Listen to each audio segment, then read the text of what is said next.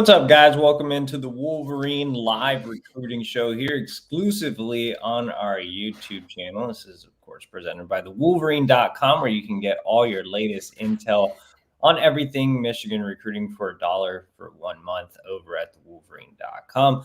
But this is our live show here on our YouTube channel, so make sure to like this video and subscribe for free. Alongside me is my co-host, Zach Libby. Zach, how are you today? It's busy, new era of football for Michigan and more recruiting news on the trail this month. Yeah, it feels good to kind of be nonstop on the phone today and putting up a ton of stories and stuff. Like I said, over at the Wolverine.com, a lot of intel and things coming in as Sherrone Moore kicks off his tenure as head coach. He's actually on the road in Kansas today. We'll talk a little bit about his travels, what he brings to the table, and things of that nature. But before we do have a message from tonight's sponsor, and that is Leonard Financial Solutions. Leonard's Financial Solutions founder, Jonathan Leonard, wants to listen to you to get to know your story and how he can best help you. People often hesitate to contact a financial advisor because they think they have to know what they want first. Leonard Financial Solutions founder, Jonathan Leonard, will start with you at square one, getting to know you and your unique situation. You don't want to outlive your retirement money. You don't want to make risky investments. You don't want your loved ones to experience financial insecurity. Leonard Financial Solutions wants to alleviate your fears by providing you with options for life insurance, income protection, retirement income, safe annuities, and Medicare. They take the time to explain the pros and cons of each product and will not rush you through the decision-making process, giving you the time you need to commit to a plan. When is the best time to sit down with a financial advisor? The answer is now. Whether you are just starting out, hoping to retire in the next 5 years, or are already retired, Leonard Financial Solutions wants to help you make smart decisions about your money. Get the expert financial advice without the high-pressure sales pitch. Reach out to get started today for a free consultation at www.leonardfs.com or call 856-444-LIFE. Again, that's www.leonardfs.com. or call 856-44-LIFE. Big shout out to Leonard Financial Solutions for sponsoring tonight's show. Make sure to be smart with your money. Don't just waste it away like me and Zach do. Use it on annuities and retirement income and things that are smart. Anyway, Sherrone Moore, new Michigan head coach. Obviously, he's been one of the best recruiters on staff. You know, when I first got on the Michigan beat, it seemed like Sherrone Moore was really dependent on a lot to do recruiting across multiple positions, not just as the tight ends coach. Obviously, he added more on-field responsibilities in recent years, becoming the offensive line coach and the offensive coordinator, and now the head coach. But he's still going to be really, really active on the recruiting trail. I think he'll be even more present maybe than Jim Harbaugh. Zach, from an overall perspective, what are your thoughts on Sherrone Moore and what he can be as a recruiter in the head coaching role? I feel like there'd be more aggression on the recruiting trail with him as a leader. I said this before on the On3 National Recruits YouTube channel. Moore is in that trend of college football head coaches who are less than 40 years old, have a profound sense of energy when it comes to both coaching and recruiting responsibilities, but also they're young enough to accept and I guess welcome any changes to college football, particularly with recruiting. Moore, you've seen it already with that sense of aggression. He is been on the road to the West Coast. He's been to North Carolina, Georgia, in-state, and Kansas, Illinois, a key region for him as a primary recruiter. He's just someone that people, whether it be recruits, parents, families, coaches, like high school coaches or trainers, they can relate to him pretty well because he's so casual and relatable. He's one of those guys where he doesn't have his position as a head coach make him above anyone else.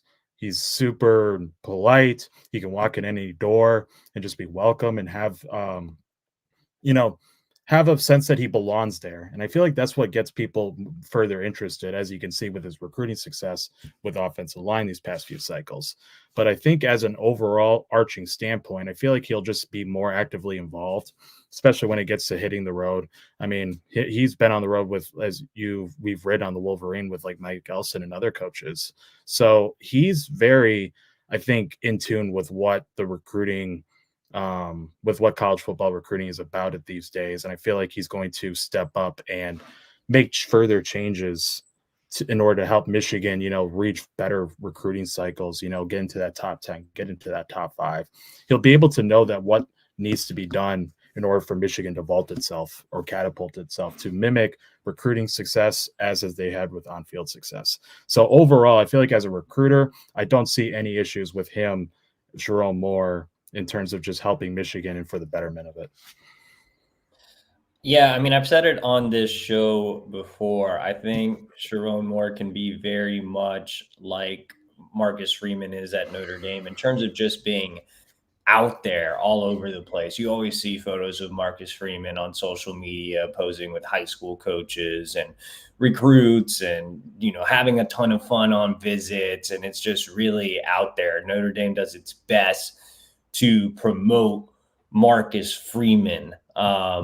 Michigan State did its best to promote Mel Tucker. I think Sherrone Moore is a guy that you can promote, that would want to be promoted.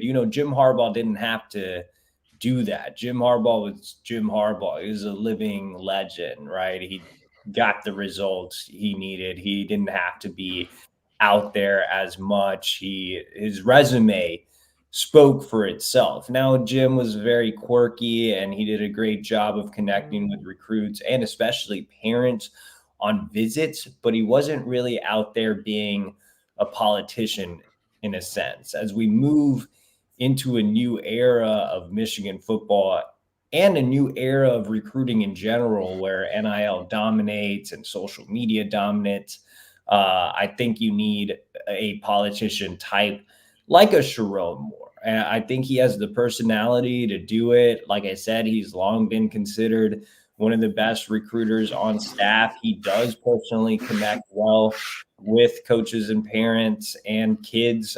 He's in tune with what kids want these days. He he has everything you need to be kind of that face of the franchise type guy. Now, with all of that said, Sherrone's going to need some help.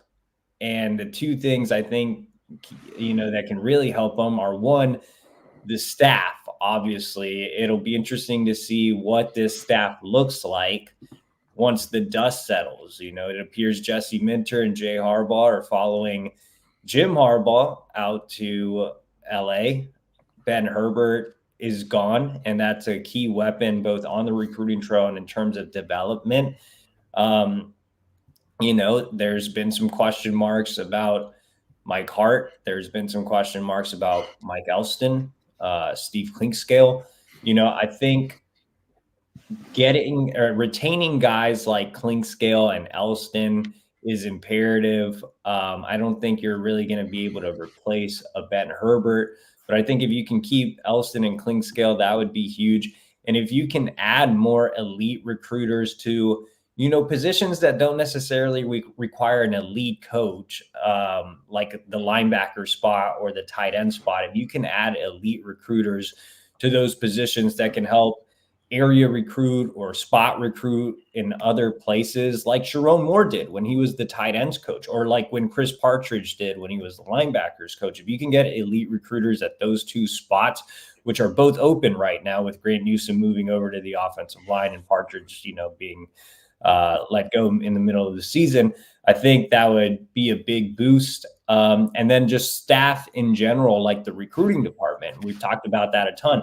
Right now, the recruiting department is very small compared to other blue blood programs. Can Sherrone Moore convince Ward Manuel to spend some more budget on increasing the recruiting department so he's not playing from behind from that perspective? Zach, your typing is insanely loud. I'm not sure why. But anyway, yeah, I think, boosting the recruiting department, getting some elite recruiters on staff, those are two main goals. But the overarching, kind of gray cloud here is NIL, right? Will Ward Manuel commit to allowing Michigan to have a true recruiting plan when it comes to NIL or even a base salary model? That's the biggest question mark. That's going to be what handicaps Sherrone Moore the most in this era.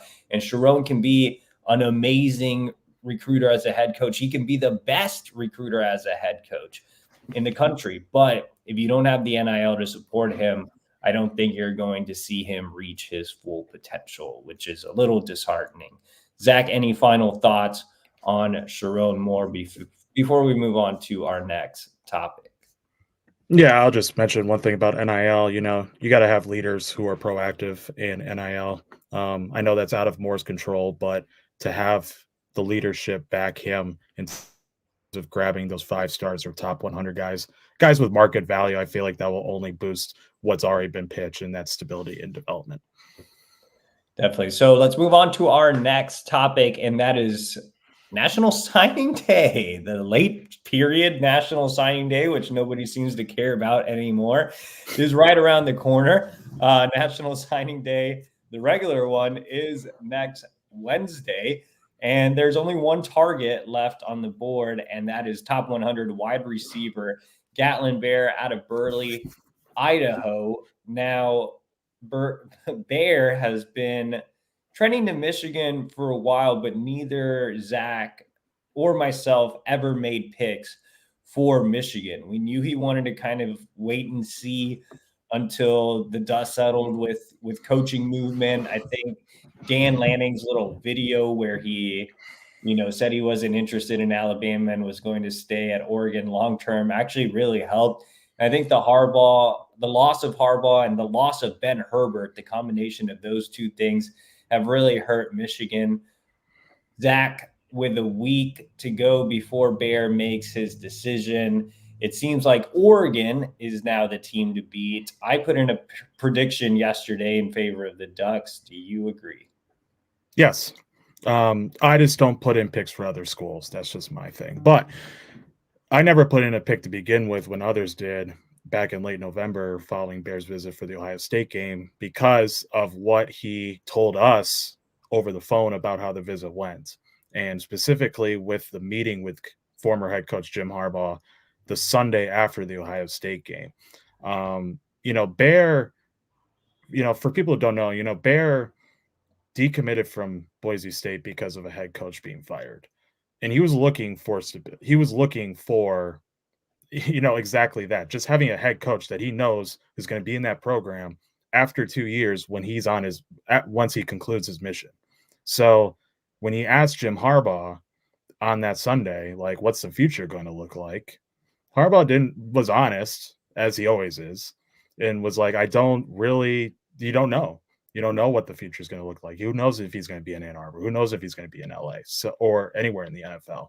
And that's what he was kind of monitoring to see what was going to happen. And, since he's not going to leave for his mission until late February, he has that time before the signing day. I think, as you mentioned, the loss of Harbaugh, and specifically with the loss of Herbert, I don't think most people have mentioned that because, his Bears' dad is a strength and conditioning coach. He's been around athletics his entire life. Ben Herbert made such a high.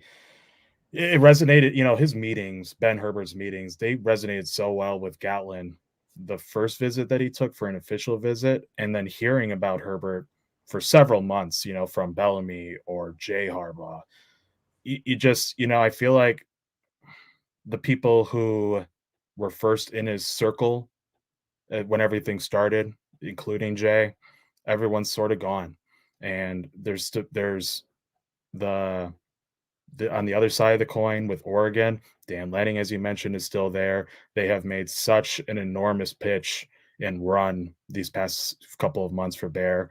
It just the momentum that was gotten for that Ohio State game is gone. So I don't see any reason why Michigan would be the leader at this point. You're on mute.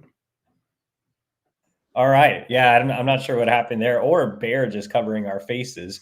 But anyway, look, couple things. One, just to explain my pick in favor of Oregon. I got the sense that Oregon was starting to trend the right way, and Ben Herbert leaving was kind of that final feather in the cap in favor of the Ducks. So I did some digging around yesterday, and it seemed like, again, the combination of Harbaugh and Herbert leaving really, really hurt Michigan.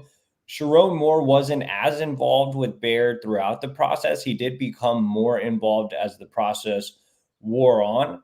Ron Bellamy was always a constant in this recruitment, but with all the moving parts, with Dan Lanning committed to stay at Oregon long term, and with Bair wanting that stability, I think that was the reason behind my pick for Oregon. Now, is this one completely over? I think it is a question that a lot of people have been asking. I have been told that Ron Bellamy had a flight scheduled to see Gatlin Bair tomorrow. Now, the status of that flight is still up in the air. It will be very interesting to see if Bellamy actually makes his way to Burley tomorrow. Even if Bellamy does make it to Idaho, I'm not sure what else he can possibly tell Bair to get the momentum back in Michigan's favor. But, again, it'll be interesting to see if he at least gives it a try. But I would still highly favor Oregon in this race. And then lastly, Bair is technically a 2026 recruit. It hurts, but he's not going to enroll at the school of his choice for 2 years. So it's a loss, but I don't think it stings as much considering he's going to be gone for that amount of time. 2 years is quite a while to wait. And even though Bair could be an immediate impact player, and really be a game changer in Michigan's offense with that Olympic level speed, it's still so far away. I think it kind of lessens that, that sting, I guess. So from Bair, we move on to rankings. Yeah, I know, Zach, you are using a typewriter. Stop typing. What are you doing? I don't know I'm just looking at Bair's profile. Like I'm just I don't know yeah, what I've been doing this show for a year and a half and it's never been loud. It's insanely loud. It does sound like he's using a typewriter. And you guys bullied him last show by making fun of his facial hair, so he shaved it off. It's no longer, it's no longer off to the side. Now it's just completely shaven. So shout out to everybody just bullying Zach. Anyway, the new rankings came out over at On3. Final rankings for the 2024 recruiting class. Michigan actually, well, I can't say they finished in the top 15 because ESPN has not updated their rankings. But as of right now, Michigan has moved into the top 15 at number 15 with the On3 rankings updates and really significant changes. The biggest one is that there's a new number one in Michigan's recruiting class. Right now, Michigan only has one top 100 recruit, and that is Lugard Edekpayi, not the name that many would expect, but Lugard Edekpayi vaulted up more than 100 spots and is now ranked as the number 40 overall recruit in the country. That means Edekpayi was just, less than 10 spots away from being a 5-star. That's absolutely insane considering that Edekpayi didn't notch his first Power 5 offer until October. And obviously he committed to Michigan on National Signing Day in December. A huge high upside kid here at 6'7", 215 pounds. Michigan has done well developing edge prospects. He definitely, has the ceiling. If you're On3, I guess you're banking on him to reach that ceiling, but he also has a really low floor. I personally wouldn't have ranked him that high. And I really like Lugard. I really like his upside. The length is really special. I've been out to see him. The height's legit. I mean, he's definitely 6'6" and a half, 6'7". So, I can see where On3's coming from, but not necessarily that crazy high. Zach, do you agree with the new Edekpayi ranking and him being the number one guy in the class? I mean, that's what 142 spots he rose from the previous update, right? So before, the On3 recruitings and ranking staffs were very high on everything that you just mentioned. And you're sort of banking on him being number 40 because of previous history with edge development at Michigan when concerning the edges. I wasn't really surprised. I kind of, from everyone that has lauded him for his height, his potential, his ceiling, I had a feeling he would jump. I wouldn't say 142 spots, but I had a feeling that he was going to make a significant climb. I did not think he was going to stay at number 82 overall. But number 40, I mean, that's just having the physical tools already and then having the room to grow into being a all-American pass rusher for a school like Michigan.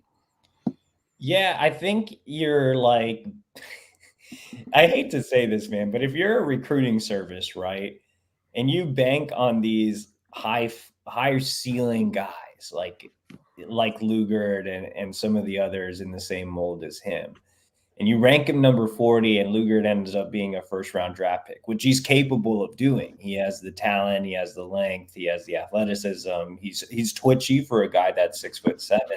He's definitely not stiff like most of those guys at that height are. And he does become a first round draft pick, then you look amazing. You're like, On3's rankings were the greatest rankings of all time. We ranked Lugard at Pi number 40. But if Lugard, who also has a low floor and may not pan out, if we never hear from him again or he just becomes a rotational player, nobody remembers Lugard being ranked number 40, right? So you're banking on trying to look really smart. I don't really like going that route. I have Lugard personally graded as a low 4-star prospect because I think him being a 4-star says there's a lot of potential there. But I also think keeping him in that general vicinity also says I'm very afraid of his floor. So I'm not here trying to make bets or anything like that or trying to look like a genius. I think my honest evaluation is that Lugard has special length. He's twitchy for a big guy. He has first round draft pick potential, but he also has a very scary floor. So number 40 is pretty insane to me, but I can see why, recruiting services would try to bet on him reaching that potential. And if he doesn't, again, nobody cares because nobody will remember it in 4 years. Anyway, let's go down to Jordan Marshall. He has dropped out of the top 100. Marshall has been touted as Michigan's best recruit in the class for the majority of the recruiting cycle, but he's kind of dropped everywhere. Only one service has Marshall ranked in the top 100 right now, and that's Rivals, which has him all the way up at 53 or something like that. On3 dropping him, more than 30 spots or around 30 spots into the 120s. Zach, are you a little surprised that Marshall has lost some of that glimmer from earlier in the cycle where he, really did seem like he was going to end up being a consensus top 100 recruit? I think his ranking has no meaning as to how Michigan values him, which is the potential bell cow. When you look at him from junior to senior year, it wouldn't say his production decreased, but I feel like there could have been maybe a jump in terms of I don't know. I can see, I understood where people got in terms of maybe dropping him. I don't know if dropping him from where he was back in July or August to like number 34 overall to now number 22. That's a little bit of a steep, but I feel like the injury that he got, getting that high ankle sprain, probably didn't help him much. However, I still believe he's a top 100 recruit just based on the fact that he's coming into a situation that fits his play style of physicality, in between the tackles, picking up those 4 or 5 yard chunks, exactly like a Blake Corum. He's one thing that I thought maybe he wouldn't have gotten on a drop is that you've seen him show off a little bit of versatility by being more active in the passing game. That was something that I was told that was going to happen this season, and I saw it twice in terms of him going out for passes and being a big time receiver, out of the backfield. So I don't know. I would like to imagine that maybe they probably would more in terms of maybe just more playing time, injuries, like I said. But again, I still wouldn't have dropped him out of the top 100. He was in that range of being a 5 star. You could make an argument that maybe he's just a high 4, but out of the top 100, I just don't see that. I feel like that's where he was rightfully graded it before. Yeah, look, I personally have had Marshall in the same range the whole time. I have always said he's about a top 75 to 100 prospect. I've always considered him a top 100 prospect, even though I've had him on that back half. I don't really get the drops that much. I do know, like Zach mentioned, he had the injuries. He isn't, this super flashy back, but he fits what Michigan does so well. And with Blake Corum, you saw services kind of buy into him and then drop him later in the cycle outside of the top 100. Like I remember the Wolverine was with rivals at the time, and Corum was in the top 100 closer to signing day, and then they dropped him out of the top 100, and I said they were dumb for doing that. And I think with Marshall it's kind of the same thing. It's like, no, he's not the flashiest guy, and neither was Blake Corum, but he's ultra productive in one of the top leagues, if not the top league in the state of Ohio.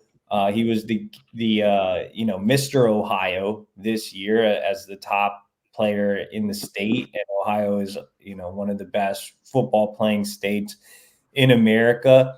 And he has everything you need to excel at Michigan. He has a really good vision. He's a guy that can excel really well between the tackles. He's a powerful runner.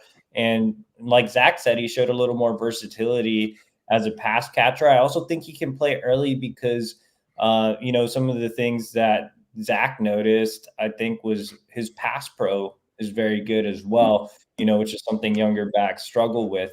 So overall, everything's there for Jordan Marshall to come in, and I think he gets touches next year. Like I really feel like he could come in and help out Kalel Mullings and Donovan Edwards and shoulder some of the load. Like he's built to go right away. If not, as a sophomore or redshirt freshman, I think he's a guy that will play very early in his career and have a lot of success early on in his career and be Michigan's next bell cow. So I'm not really sure I understand the Marshall drops. I do think that he's a guy that's a top 100 prospect. Let's talk about a couple of guys that rose up the rankings. Josiah Edmond, all the way up to 101, moving very, very close to being a top 100 recruit. Cole Sullivan moving all the way up to 113. Both of those guys, we've been very high on their upside and what they can bring to the table. Zach saw Cole and Josiah live in the fall. I saw Josiah at the All-American Bowl in San Antonio a few weeks ago. Zach, just overall thoughts on Cole and Josiah moving up? Yeah, Josiah's had a heck of a climb, right, in recruiting.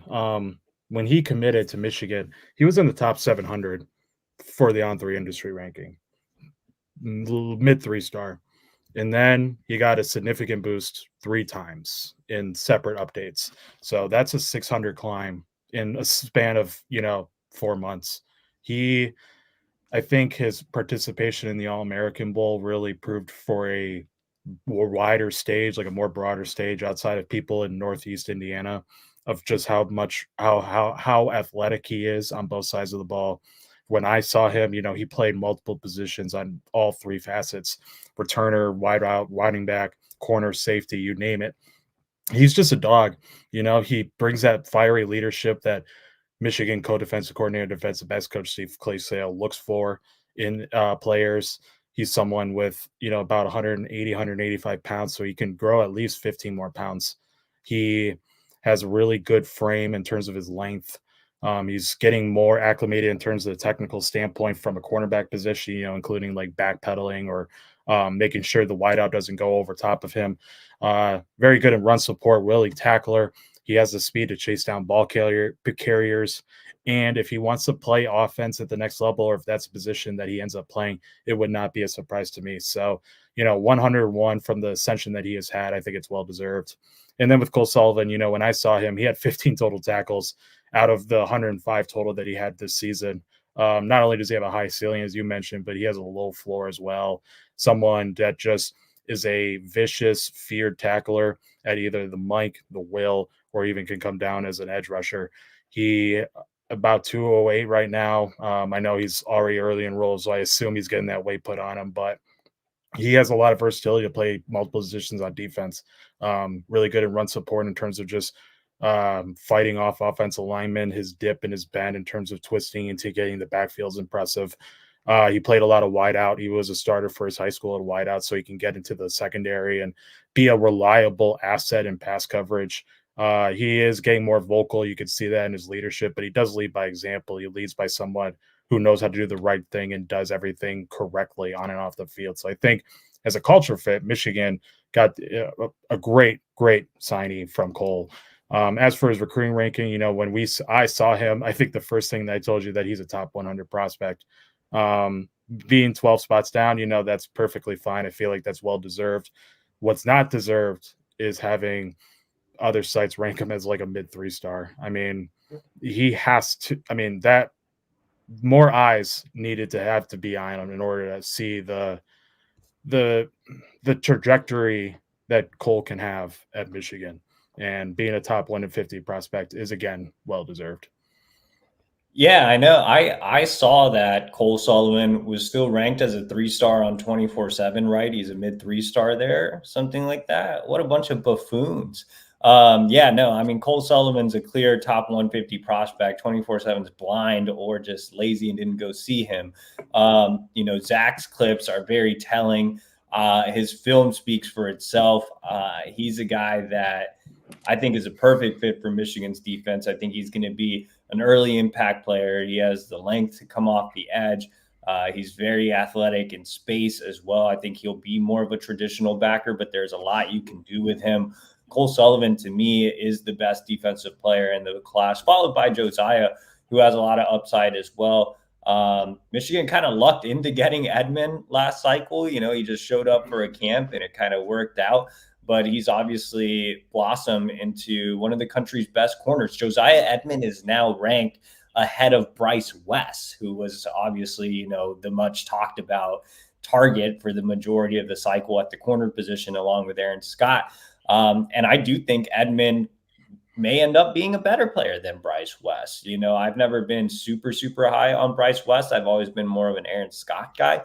I think that Josiah Edmond, is longer, is more athletic. He has more upside. So I could definitely see Edmond and Sullivan being future stars on the defensive side of the ball for Michigan. So we've gone over time, Zach. We've talked about some rankings.